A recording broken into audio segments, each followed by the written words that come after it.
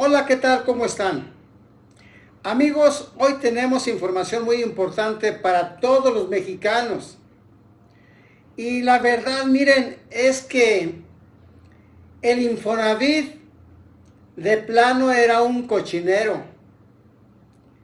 En el Infonavit, el Consejo Tripartito, compuesto por representantes de empresarios, por los líderes sindicales del Infonavit y por los funcionarios de Infonavit, bueno, pues cometieron una serie de barbaridades en contra de aquellas personas que adquirieron una vivienda a través del Infonavit.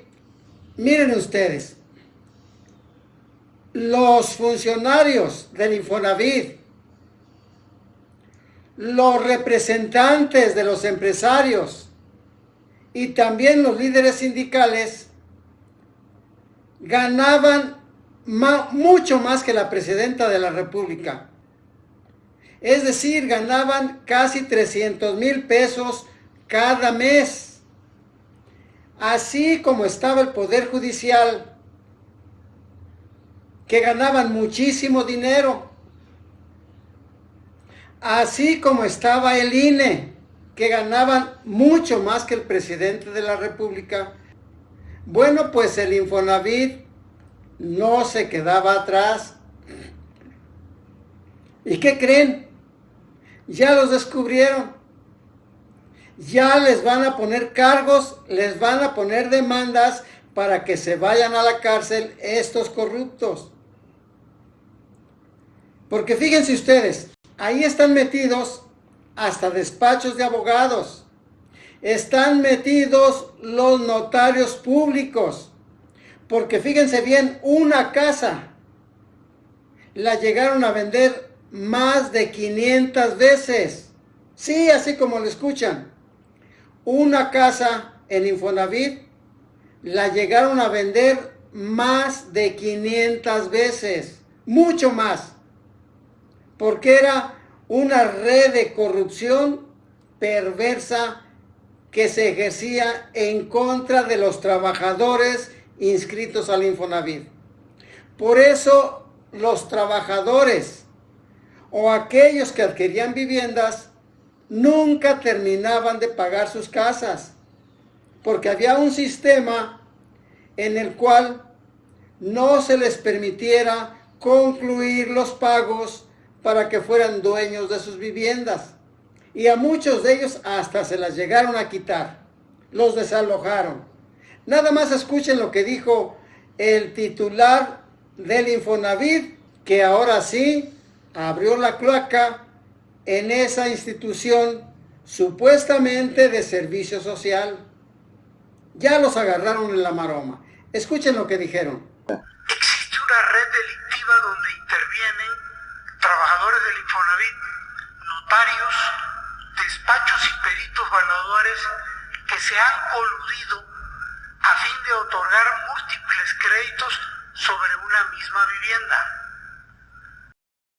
Con la revisión que llevamos al día de hoy, que no incluye 11 estados del país, se han detectado 12,000 créditos sobre 1,400 viviendas, lo que significa que estas se vendieron hasta 4 veces cada una por año. Todo lo anterior, y ojo porque esto es importante, sin que la Comisión de Vigilancia o el Comité de Auditoría tomaran acciones en contra de los responsables. Este mecanismo delictivo es empleado para estafar a los trabajadores, cobrándoles hasta el 40% de sus ahorros para vivienda, que hasta el momento de la revisión, que no hemos concluido, asciende a más de 1.200 millones de pesos. Este es el país. Los estados que tienen color más oscuro y donde más operaciones de este tipo se han llevado a cabo. Aquí estamos hablando del Estado de México, Tlaxcala, Jalisco. Los estados que nos faltan por revisar son los que están en color gris, que son 11. En el Estado de México, 496 casas se vendieron 4.130 veces. En Jalisco, 239 casas, las mismas, se vendieron 2.037 veces. En Baja California, 205 casas se vendieron 1.696 veces. Y así sucesivamente, lo que nos da las 1.400 y las 12.000 ventas. Voy a tratar de que se entienda el mecanismo. En el Estado de México, 3 notarios, con 2 despachos de evaluación, con 3 peritos evaluadores, con 3 controladores y 6 trabajadores del Infonavit, vendieron 496 casas 4.130 veces. En Jalisco, 3 notarios, un despacho, un perito, un controlador, 2 trabajadores del Infonavit, vendieron 239 casas 2.037 veces. Y así sucesivamente. Tlaxcala es relevante porque aquí 35 casas se vendieron casi 800 veces y aquí operó, al igual que en Sonora, un notario, un despacho, un perito, un controlador y un trabajador del Infonavit. En el Estado de México hay 2 notarios que en esta red resultan relevantes, porque este notario, el notario 1, 240 casas las vendió casi 1.600 veces.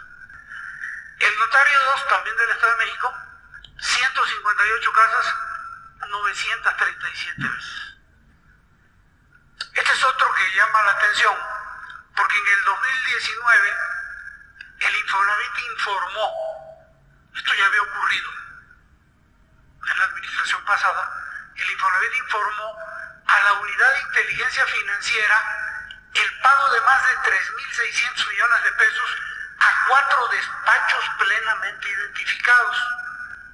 Estos despachos eran contratados para recuperar vivienda por la vía judicial. Y ojo aquí, esta práctica de la recuperación judicial se detuvo en la administración del presidente López Obrador y está detenido también en el gobierno de la presidenta Claudia Sheinbaum. Ya no se llevan a cabo este tipo de recuperaciones judiciales. No hay desalojos. Pero bueno, estamos hablando de otras épocas. 3.600 a 4 despachos. ¿Qué pasó? Que entre 2013 y 2015, estos despachos, en contubernio con diversos funcionarios del Poder Judicial, como que algo suena familiar aquí, y notarios de Nayarit, realizaron juicios fraudulentos en contra de 60.000 derechohabientes. Un derechohabiente que vivía y tenía su casa en Chiapas fue notificado irregularmente en un domicilio en Nayarit. Esto provocó que el derechohabiente quedara en estado de indefensión, pues nunca se enteró de que era parte de un juicio. Y miles, y esto es lo peor, miles de derechohabientes fueron despojados de su vivienda sin un juicio justo, con todas estas irregularidades. Funcionarios del Infonavit contrataron ilegalmente un seguro de vida colectivo por 550 millones de pesos para los derechohabientes con crédito. ¿Por qué decimos que ilegalmente? Porque el instituto del Infonavit ya cubre ese seguro. Es que, o sea, todo esto que hacen la Dirección General de Empresarios, Trabajadores, que no informa, que no pueden ser auditados, que el comité de auditoría ni por enterado se da, pero ahora miren cuánto ganan. Fíjense bien cuánto gana el director sectorial de los empresarios, de los trabajadores. De los trabajadores. Anual 3.255.000. Mucho más que el que gana la presidenta. Mensual 271 contra 140. Eso sin considerar que les pagan a 60,000 pesos que vayan al consejo. Entonces, este es el director y los coordinadores, los gerentes, todos estos tienen un salario superior al de la presidenta, independientemente del nivel en el que se encuentren. Estamos hablando de la Dirección General de los Trabajadores, de los que representan a los trabajadores. En el caso del secretario general del Sindicato de los Trabajadores del Infonavit, tiene un ingreso anual neto de 2.2 millones, que equivale a 185,000 pesos mensuales, superior al salario de la presidenta. Todo esto se paga con el ahorro de los trabajadores. Ejemplifica... Sí, si hay denuncias y se van a presentar más denuncias de lo que se encuentra. Lo que se están planteando aquí, más allá de las posibles responsabilidades que pueda tener alguno de ellos, es que la estructura orgánica del Infonavit impide que la Auditoría Superior de la Federación audite los fondos. Imagínense que obligaron a Carlos Martínez, el anterior director del Infonavit, a que se amparara por una resolución del Consejo de Administración. El director general no tiene voto en el Consejo. No hay responsabilidades frente al director empresarial y de los trabajadores. Entonces, lo que estamos planteando con la reforma es un cambio en la estructura del Infonavit. Que sea transparente, que los trabajadores tengan la certeza de que están bien cuidados sus ahorros, que haya absoluta transparencia en la asignación de viviendas, en la asignación de créditos, y que tenga una estructura pues que permita un control y una auditoría. Entonces, contrario a lo que está diciendo la oposición o algunas personas que ni siquiera son los trabajadores o las y los trabajadores, contrario a ello, lo que queremos con esta reforma es que haya transparencia y controles, y que no se den estos actos de corrupción que ni siquiera después pueden ser sancionados, porque resulta que el Infonavit tiene una estructura donde ni siquiera dejan entrar a auditar. Entonces, eso es lo que está en el fondo del cambio a la ley del Infonavit, que puede tener mejoras, no decimos que no, pero el fondo de la ley es una estructura que permita transparencia, que permita dirección, que permita control claro sobre los ahorros, para que los trabajadores puedan tener la certeza de que no se están mal utilizando sus fondos. Entonces, eso más aparte que se puedan construir viviendas de interés social y que no solamente el Infonavit sea un fondo de ahorro que distribuye recursos a desarrolladores inmobiliarios, sino que sea un fondo de ahorro que permita pues que los trabajadores puedan tener vivienda, que al final ese es el objetivo central del Infonavit, el derecho a la vivienda. Entonces, se está trabajando para poder ayudarles y presentar la denuncia penal, porque administrativa, ¿a quién? Al propio Consejo de Vigilancia, que son ellos mismos. Entonces, por eso queremos que sea externa la vigilancia.